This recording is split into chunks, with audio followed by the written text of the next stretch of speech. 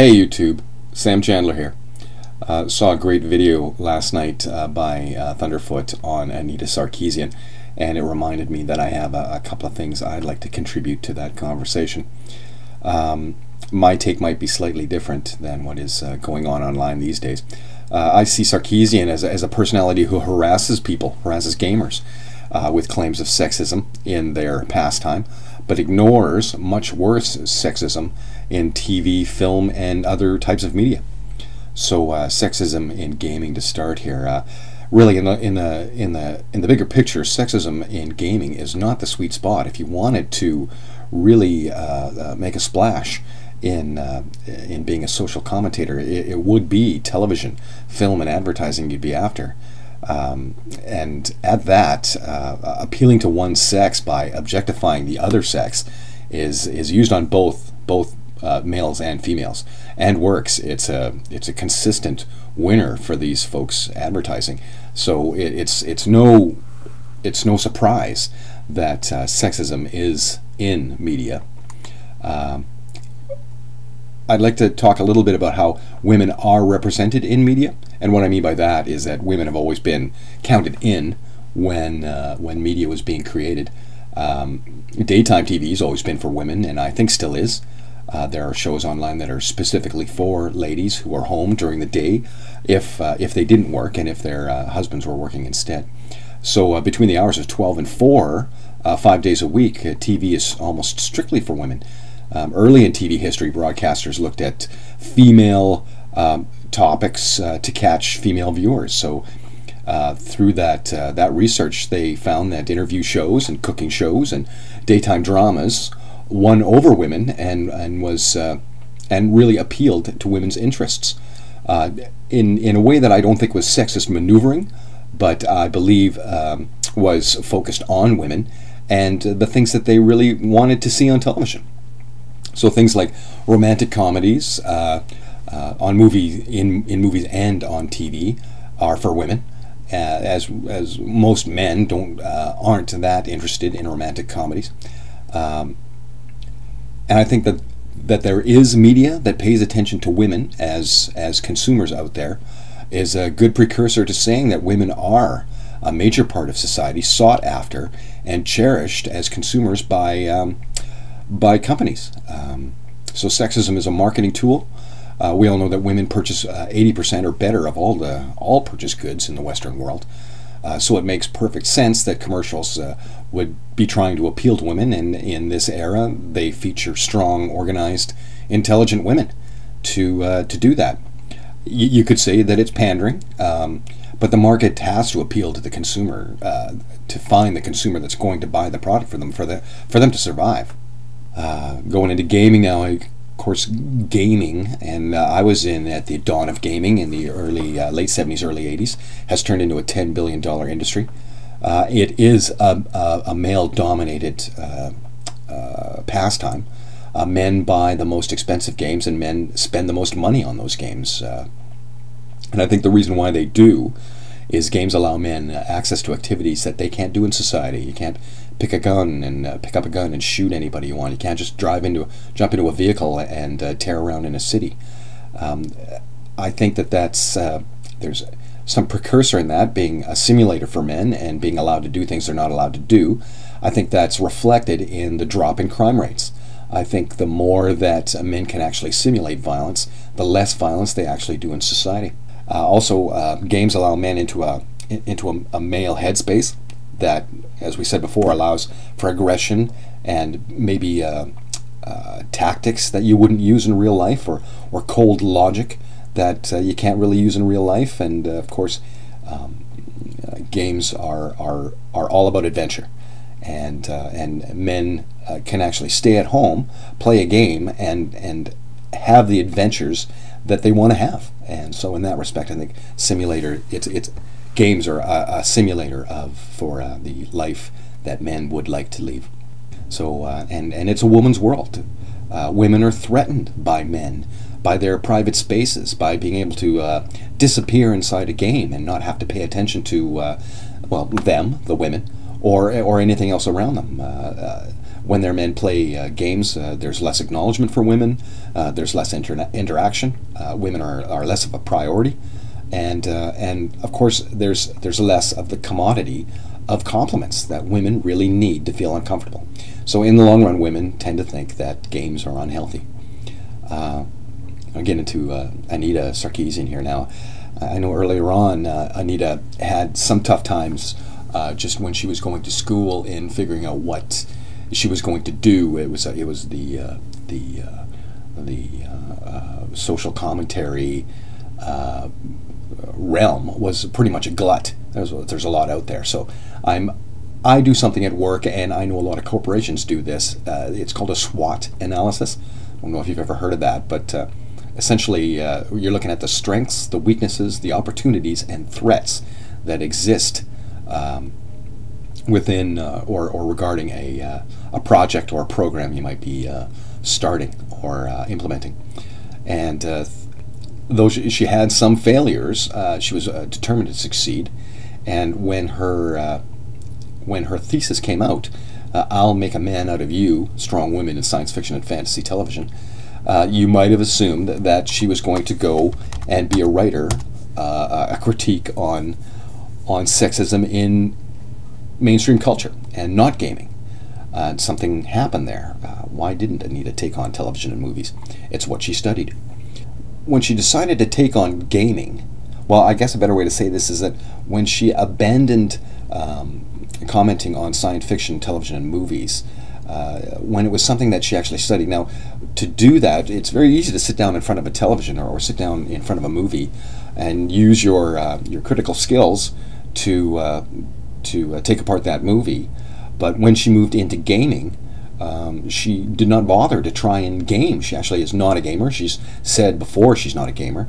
So I think that really disqualifies her as anybody to be able to comment on games, because games are interactive. Movies and television can be looked at with a series of different eyes, but games are about being played, and she doesn't play games. Something else that really bothers me about Anita is that she uses the trope, one of the first tropes. I think she's only made 3 or 4 videos, but one of the first ones was about the damsel in distress trope, which she now uses regularly to garner a lot of attention for herself. That's something that really burns me about her. To use the damsel in distress to get the attention of other women, to get them onto her side, and at the same time to make men and other gamers seem dangerous is really underhanded. And I don't like the way that she uses Gamergate either, that she kind of glommed onto that, even though she had nothing to do with it. Not from the inception had Anita Sarkeesian had anything to do with the Gamergate hashtag or the hullabaloo that became Gamergate, and she never. Well, Anita has a problem with trolls that I think she's actually earned. She's dug her own hole, and she has to live with that. I think it does her well. I think she knows that the more sensational things she says, the more trolls will be at her, and that'll be more ammunition for her in crusading against gamers. So in the long run, I'm thinking that race feminist profile and public profile as well, through a SWOT self-examination, Anita chose gamers because they were easy, because they're social dissenters, mostly male, seem to live an unhealthy and maybe juvenile lifestyle. A small demographic of people. Gaming's not feminine, so there's no women in it. She's safe, not going to be attacked by any women, and more women for her to pull into her movement. More sexism is found, and more examples of sexism is found in television, movies, and advertising. And the only kind of advertising you'll ever get on video games is ads for other games that manufacturer makes. We measure sexism in media through the Bechdel test. I'll explain it a little at the end, but some movies and TV that are on right now or just lately are shows that show a lot of sexism in them. Something that should be a big target for Anita are shows like The Newsroom, Modern Family, Game of Thrones, Big Hug, Hung, that's a funny show, How I Met Your Mother, Big Bang Theory, The Office, Sons of Anarchy, True Blood. It's rich here. There's a lot of material that someone who is a social commentator could dig into and do well. Though maybe it's a little glutted for Anita. She's pretty brilliant in finding some piece of media that nobody had really commented on yet.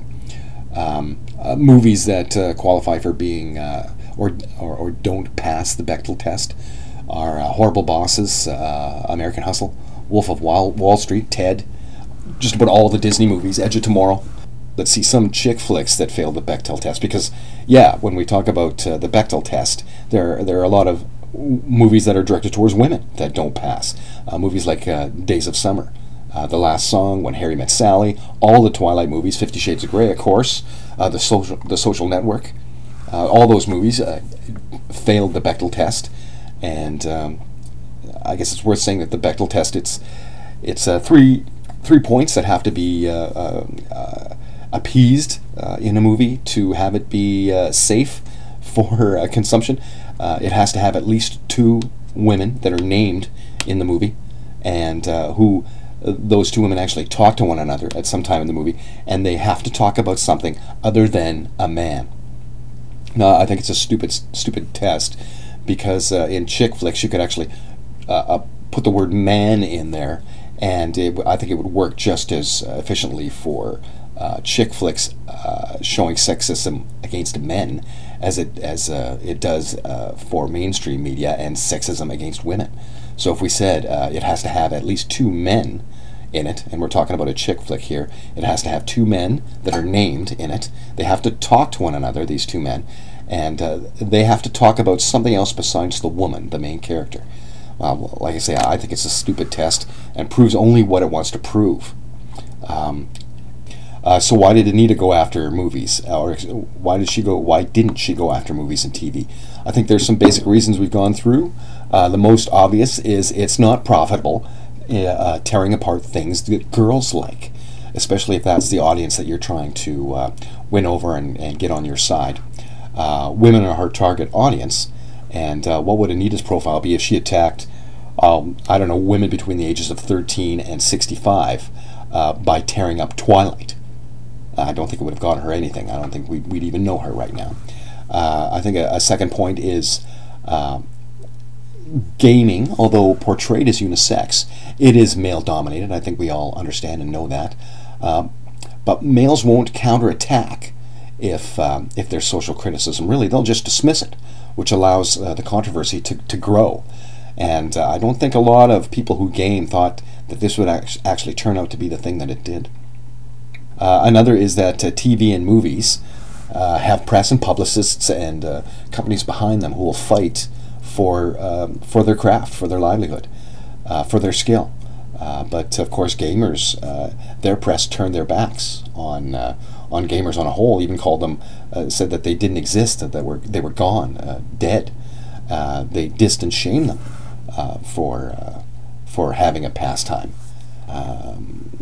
Gaming culture didn't cultivate or employ any defenses. Their pastime's private, but in the long run, it was just really viewed as being antisocial and vulnerable from feminists and from mainstream media. I think that carries a heavy weight. I don't think gamers ever really noticed how small a group they were or how vulnerable they were. But I think the biggest reason Anita capitalized so well on gaming is because Anita could paint male gamers as violent, evil misogynists, and she could do that very easily for all the reasons that I've described in this comment. The stereotypical profile of a male gamer is virtually identical to that of the lone gunman, and I don't think that didn't cross her mind when she decided to attack the gaming world. As a social critic who'd had her eyes on gaming as a parasitic host for a few years, and then when the unexpected uproar ensued, I think it was just nothing but dollar signs for Anita. And when the press descended, it must have been like a second coming, and really pushed even further her careerism and her hypocrisy. That's really all I have to say. So why didn't she choose to criticize the things she actually studied? Well, gaming was much easier, and it was very easy to tear apart people who were already on the fringes of society. I think that takes a very small person to do something like that. Sam Chandler, have a good one.